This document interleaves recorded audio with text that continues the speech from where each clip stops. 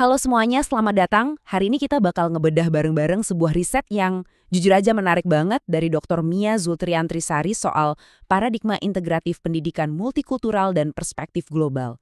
Gini ya, kita kan sering banget ngomongin pendidikan, tapi realitasnya dunia itu berubah super cepat.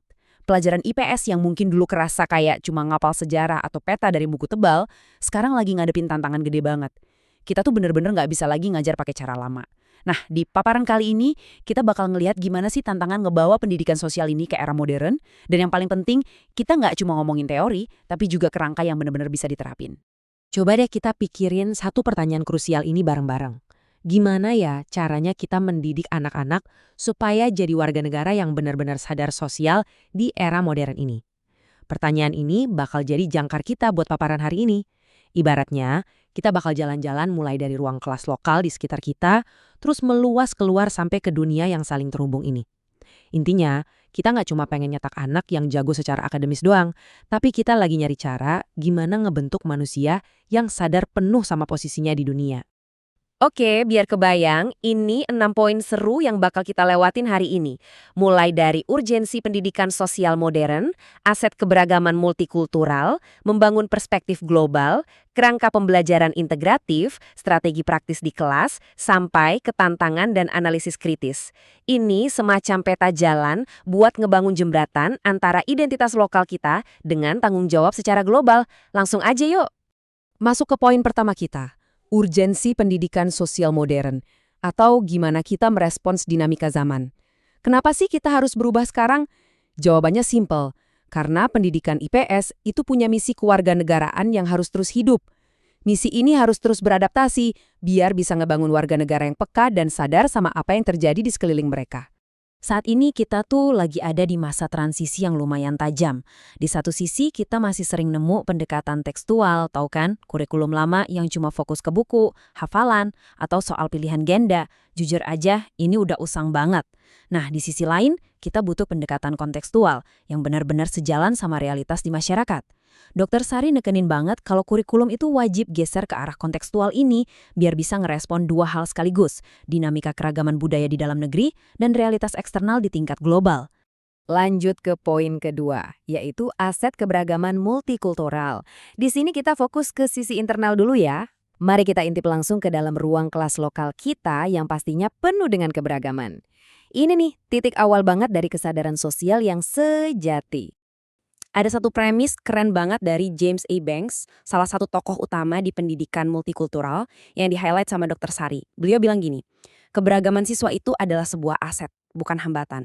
Seringkali kan perbedaan budaya cuma dilihat sebagai pusing yang ngurus administrasi aja.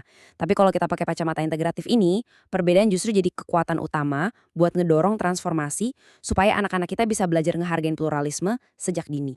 Terus manfaat praktisnya apa sih? Pertama, latar belakang sosiokultural anak-anak itu bisa dimanfaatin langsung sebagai kekuatan belajar mereka. Kedua, ini bakal ngelatih mereka mikir kritis, jadi mereka bisa ngelihat suatu masalah dari berbagai sudut pandang etnis yang beda. Dan pada ujungnya, tujuan paling besarnya adalah buat ngerawat kohesi sosial dan ngejaga toleransi nasional kita. Secara nggak langsung, kita tuh ngubah ruang kelas jadi miniatur bangsa yang bersatu. Keren kan? Nah, sekarang masuk ke poin ketiga. Membangun perspektif global.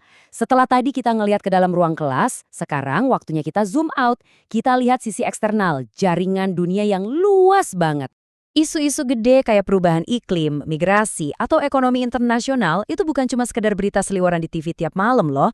Ini realitas yang saling nyambung satu sama lain. Pendidikan global itu tujuannya buat nahanin kesadaran ke siswa. Mau mereka tinggal di desa kayak di kota kecil kayak mereka tetap bagian dari masyarakat dunia. Mereka diajak buat benar-benar peduli sama masalah-masalah yang dampaknya nembus batas-batas negara. Jadi, poin krusialnya tuh di sini. Gimana caranya kita paham kalau tindakan lokal itu punya dampak sistemik ke seluruh dunia. Pendidikan global itu nggak berarti kita ninggalin nilai lokal ya. Justru sebaliknya. Kesadaran ini ngajarin kalau misalnya kita buang sampah di sungai lokal, ujung-ujungnya bakal ngerusak laut global juga. Atau sebaliknya, pelestarian budaya lokal itu ternyata bisa narik perhatian ekonomi internasional. Ini bener-bener kerangka perspektif ganda yang super kuat. Masuk ke poin keempat, kerangka pembelajaran integratif. Gimana sih cara nyinergiin dua dunia tadi? Gimana caranya ngegabungin kebanggaan lokal sama kesadaran global? Nah, disinilah kita mulai ngebangun jembatannya. Biar paradigma ini nggak cuma jadi wacana di atas kertas, integrasinya harus jalan secara sistematis lewat 4 langkah ini. Pertama, netapin tujuan yang inklusif. Kedua, nyusun materi ajar yang representatif. Ketiga, jalanin proses di kelas yang interaktif. Dan keempat, ngelakuin evaluasi yang benar-benar ngukur kesadaran sosial siswa secara menyeluruh. Kalau 4 pilar ini nggak kerja bareng, ya sistem belajarnya pasti bakal kerasa pincang.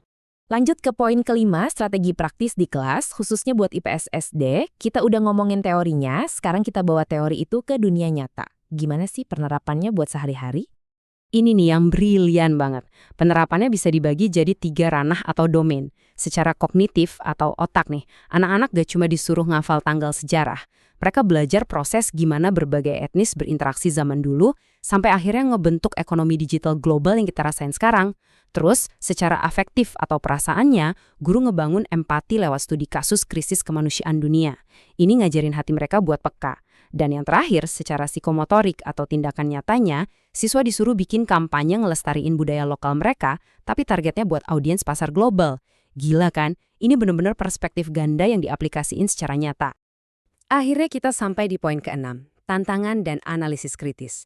Karena ya, kita harus ngadepin realitas dong.